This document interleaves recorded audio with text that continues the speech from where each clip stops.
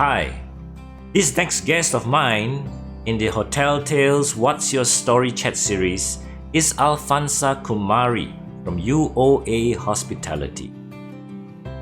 A professional and passionate hotelier with over 30 years of experience, Alfonsa had served many leading world-class hotels and resorts in various managerial roles such as market research, director of sales and marketing, general manager, and is currently the corporate group director of sales and marketing for UOA Hospitality, a group that owns various hotels at Bangsa South, Kuala Lumpur. She has great strength in building, developing, and training teams from different cultures and managing teams of different diversity. She has over the years built a solid reputation in sales and marketing and operations on the MICE segment, driving financial turnarounds and strategic growth. In such difficult times of COVID-19, where we need to be physically distant, managing a convention or a meeting space must be most challenging. Let's hear from Alfonsa what she has in store up her sleeves and facing this real and present challenge. Stay tuned.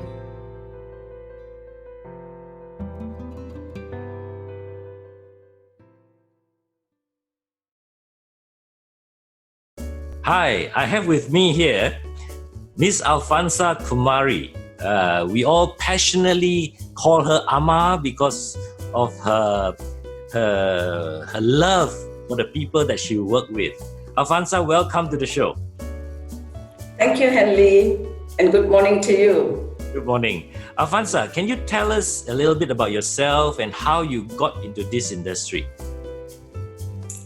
Okay, I had always, after finishing my studies, I've always wanted to join the hotel industry, the hospitality industry. But coming out from a very conservative family, my dad was very against, this idea. So the first thing, the year I got married, and my husband was very open to the idea. And as I was just, looking at the newspaper, and this beautiful property was being built, and it was the Sunway Resort Hotel and Spa, and this was in the 90s. And I showed this paper cutting to my husband, and I said, "This is the place I want to start my career with, the hospitality industry." And he was very open about it, and he says, "Why not? Give it a try." And that's when I went for an interview, and I remember the building was only on the 4th floor. So when I went in, I was dressed all very well, because it's a hospitality industry, and I was called for an interview. And I had to wear hard hats to go in for the interview. And, that was the moment I stepped into hospitality. And from that day onwards, I don't regret, and I've always been very passionate. And this is what I think when people say, do something you love. And from there on, I have never regretted working with the hotel industry. Yeah, and here I am today.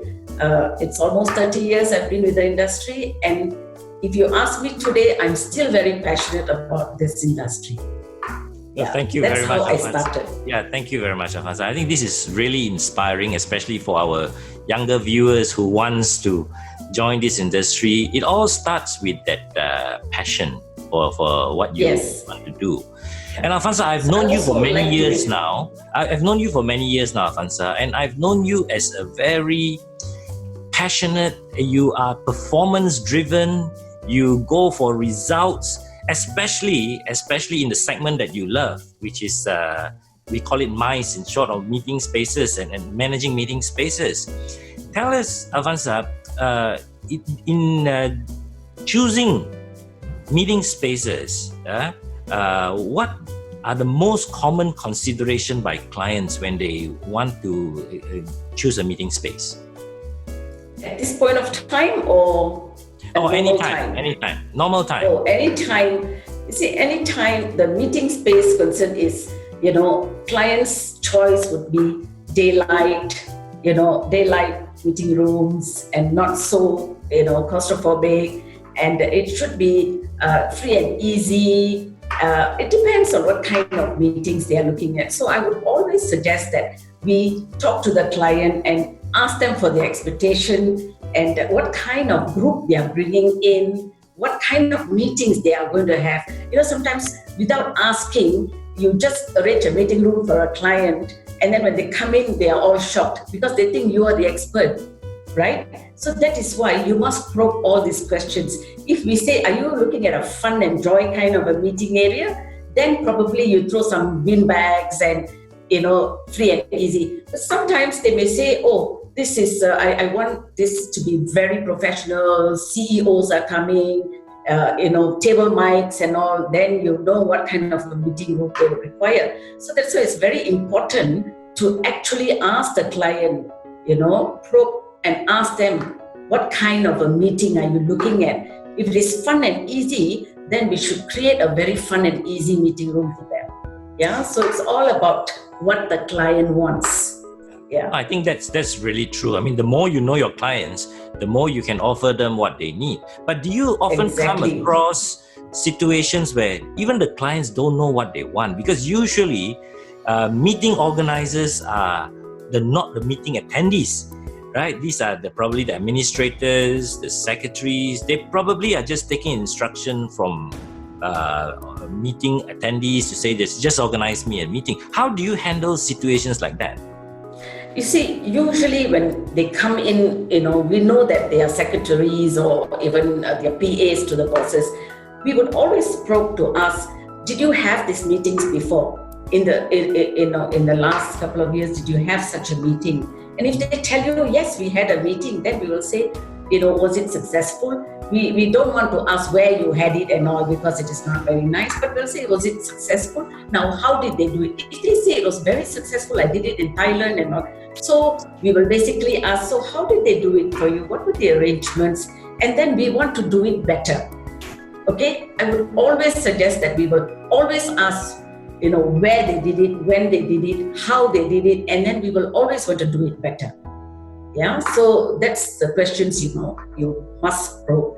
If they say they never had it before, then we will have to tailor make the meetings by asking them questions. What would your boss want exactly? What kind of meeting he always looks at? What kind of meetings he attends? So this kind of a little bit of ideas here and there, and we can pick up, and what we can do is put it in a piece of paper, give it to her and ask her to check with her boss. Is this exactly what she wants? I think that's really very good advice. That's very good advice. It's actually at the end of the day, it's really, we are serving the guests. We are serving the clients whose needs that we need to meet, right? Exactly. Alfonsa, sorry, go on. Yeah, you see, when we do things like that, we know that the client will feel so easy with you that the next meeting comes, she'll just throw it to you and say, look, my boss says, you know what we exactly want. So first thing, we get to know the client and how they would like their meetings to be arranged. Is it so that they are very comfortable with you and you will always have repeated business from them? Yeah. Alfonsa, right now, I think all the hoteliers are facing this big crisis, this COVID-19 pandemic that is really before us. Of course, managing convention spaces, meeting spaces, this is probably the most challenging during this time because we are all told to be physically distant, not socially distant, but physically distant from one another, 1 meter, 2 meters, that kind of ruling. So how do you manage during times like this? This is possibly the difficult time for you as well. Yes, of course. You see, the new norm now, we call it the new norm, right? So the new norm now is every client who steps into your meeting areas, the first thing they want to know is, the highly controlled, carefully managed environment with, stringent safety and security, protocols put in place. Yeah. So connection and conference is managed by UOA Hospitality, And we take pride in making that happen. Yeah, in line with the approval of Malaysian National Security Council standards, operating procedures, their SOPs, including health registration with MySejahtera and the apps, mandatory mask wearing in public areas and social distancing is put in place. So we take, Go on. Yeah, so what we do is in our meeting areas, we make sure that we have our security walking around, not basically threatening people, but reminding people to put their mask on and, very politely. And, so we take this very seriously, but again, and our capacity, we can't sell according to our capacity anymore, so our ballrooms are sold for half the size of our capacity. But we will never take that into a difficult moment because we think safety comes first. That is our priority at the moment. Without filling up the space to the capacity that you usually can, definitely your revenue will have dipped, right? So how do you compensate that? Do you increase your prices, give better value because you have now lesser volume of people? Or what do you do to compensate the drop or the gap in the revenue now? But you see, the new norm, like I said, nobody is looking at revenue at the moment. Nobody is looking at revenue and profits at this time. All we want is safety of our clients first. That comes first before thinking of profit and revenue. And we want to give our services as much as possible the same standards, or even we have invested on a lot of gadgets for, the safety precautions. So we are not looking at revenue per se at this point of time. It is safety first. I think that's a very good answer. Especially at times like that. I have one last question for you, Alfonsa. Last question. Sorry. You have been doing handling meetings and conventions for the longest time. Meetings and conferences are typically confined to a function room or like a box. How popular are outdoor meetings now?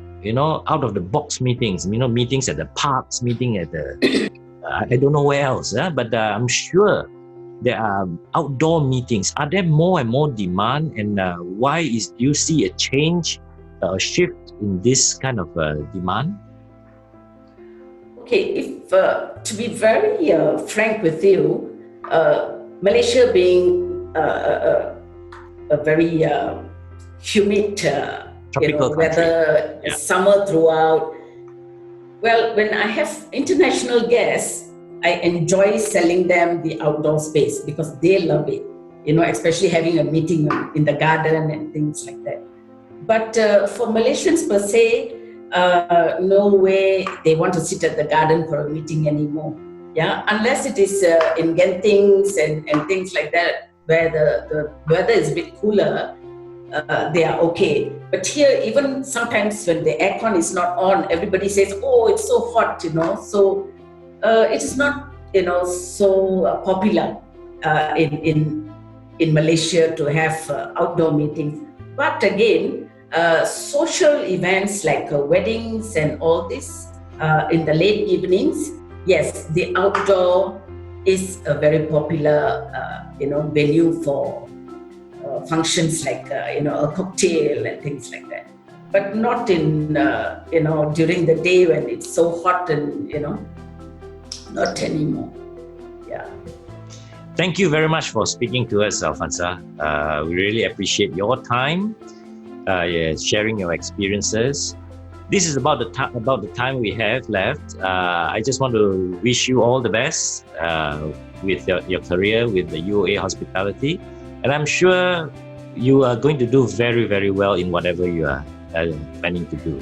Thank you very much, Alfonsa. Thank you, Hanley. Thank you. Thank you for the opportunity. Thank you. Thank you.